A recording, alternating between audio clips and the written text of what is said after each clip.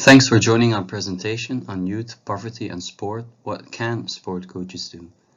My name is Rijn Houdenhuizen and I will be delivering this talk on behalf of my colleagues Pieter Smets, Zeno Nols and Pieter de Bonny. The title is based on a question I received during a presentation at a symposium for sports scientists and kinesiologists in Belgium some time ago. A presentation in which I tried to explain the exclusionary and sometimes disempowering mechanisms of sport. The question was, Rijn, that was all a bit theoretical, but tell us, what can we do? Although I was a bit hesitant to give a technocratic answer to this question, giving the impression that large social problems such as poverty can simply be tackled by good coaching on the field, the question is still a valid one, and will not go away by not addressing it. It is to this question that we will now turn. But before we start, I want to take you to Brussels, and more specifically to the Brussels Young Wrestling Style Academy. This is a community sport initiative offering a combination of jiu-jitsu, catch and mixed fighting for young people living in the more impoverished areas in Brussels. Let's listen to a short section from the research diary from our research team. I was talking with Nsimba after the training when he suddenly gave 10 euros to one of the participants. I was surprised by that action and therefore asked Nsimba for some clarification. He explained that he sometimes lent money to some boys because he wants to avoid that they become seduced by illegal ways of making money, for example dealing drugs. Sometimes, he said, it's only a small amount just to buy some food. He does not want that young people take irresponsible risks that might heavily influence their future, only because they don't have the money to pay for something. Research Diary, Pieter de Bonny, 14th of February 2016, Brussels. At the end we will come back to this, but for now I want to put your attention on the everyday realities of poverty and how they not only impact and challenge the participants, but also the coach. Why should we focus on poverty? It is my argument that much more than gender, age, disability or migration background, poverty impacts the sport participation and creates a sport participation gap. Of course, gender, age and disability can all lead to different forms of exclusion and often intersects with poverty. Let's look at some numbers and facts from existing research.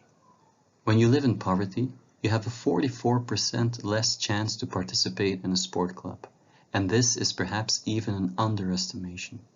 You have a higher risk of dropping out, which also shows that exclusionary processes do not stop once you have entered the club, and we know that the 2008 economic crisis has deepened the gap, which also raises the question what the impact will be in the aftermath of the COVID-19 pandemic. When we look at the existing academic literature on social in and exclusion, we can see a broad consensus that most sport clubs are not really inclusive, nor inherently empowering, also not in relation to people living in poverty. They seem to be missing the capacity to act as sport for all policy implementers. I just want to share with you one citation from a scientific paper that is perhaps representative for a larger body of literature. Voluntary sport clubs are, by their very nature, exclusive and cater for their members and their members' interests rather than wider social goals of society. But wait a minute. What if the interests of the club members include the interests of people living in poverty? What if half of your target group lives in poverty? What happens then? What are coaches doing there? How are they creating inclusive and emancipatory context? And what can we learn from them? This question was roughly one of the driving research questions in a doctoral research project of Pieter Smets. The research consisted of cases of community sport clubs, or as we started to call them, sociaal-sportieve praktijken, implying that social and sportive objectives are equally important and intimately tied together like a double helix string. For those of you speaking Dutch, more information can be found by clicking on the link. When we look at the research of Pieter Smets and focus on the question what sport coaches do, we can identify 4 roles. The first one is a sport organizer. The coach provides sport activities for their members, but also takes into account poverty-related issues by, for example, providing sport equipment, having different membership fee options, including non-monetary alternatives for membership fees, or using a different, more play-based instead of a sport-based pedagogy. The second role is a social worker. The coach is on the lookout where fundamental human rights are being jeopardized and when necessary steps in, with the aim of contributing to the development and inspiration of people. This can be on a micro-personal level, see the opening section from the field data I started with on giving the €10, or a more institutional level in addressing societal issues with local policy representatives. A third role is the boundary spanner. The coach works not only jointly together with other clubs, organizations, schools, and across different sectors, but also is the liaison between different organizations and policy fields. It is the person that organizations turn to when they don't know who to contact. The fourth role is the institutional entrepreneur. The coach rethinks not only their own practice and coaching, adjusting the sport offer, coming up with social innovative solutions, but also in changing the organization from the bottom up, which means fighting internal and external battles against dominant views. It is, however, very important to stress that not all of the four roles are taken up in an equal way by all the coaches that were involved in the research, nor does the same coach play every role at the same time. We need to look at those roles as a field in which coaches can move from one role to another. The composition of colors that you see on the slide is a way of trying to express that the roles are overlapping, dynamic, and fluid, and that they need to be like this. Taking a role depends largely on the specific challenges that a community sport club and the coaches themselves are being confronted with, but it depends equally on the presence and position of other sport coaches or staff members in a community sport club, and even the specific organizational development phase, for example ranging from initiation sport classes at a school towards a weekly sport offer in a known accommodation. And of course it depends on the way the club is funded.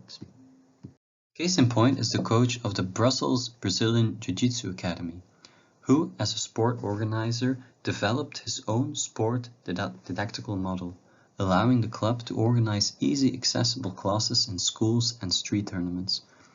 A model which is called Dierenparadijs, which you can see on the left slide, first faced some resistance by the Jiu-Jitsu Federation, but has now been widely used and accepted.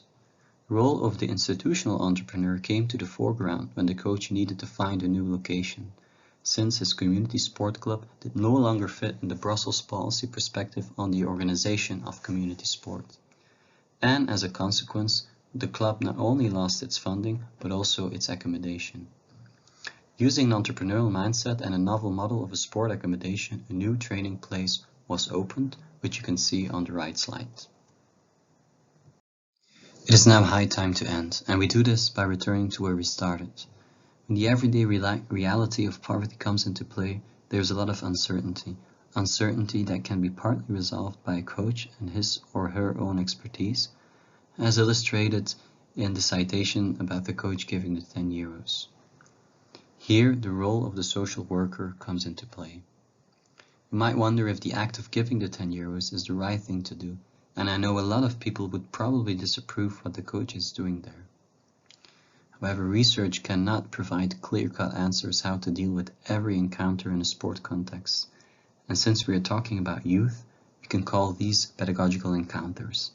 Some of those encounters will confront us with multiple, often moral dilemmas, for which there is no right answer and no magic didactical approach or model. Research should address questions allowing to identify moral dilemmas when coaches intervene in the lives of young people in poverty, and the impact these actions can have on their lives. This shows that coaches play different roles, and as such that we need sport organizations that allow for coaches to move between such different roles. This, however, would require that we rethink current policy. Policy is something that we can define as an aspiration, for example, creating more equal sport outcomes for people living in poverty, a commitment of resources, and third, a set of actions. These are the three things that we need to fundamentally rethink. And perhaps we need to think about a fifth role, namely policymakers from below, allowing for sport policy to catch up. The coaches that were involved in our research are at the forefront of social innovations in sport.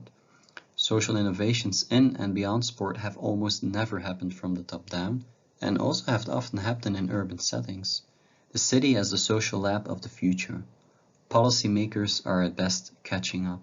We know that social innovations have always came before policy. So thanks for your attention. Feel free to check out the link or contact me for any further information.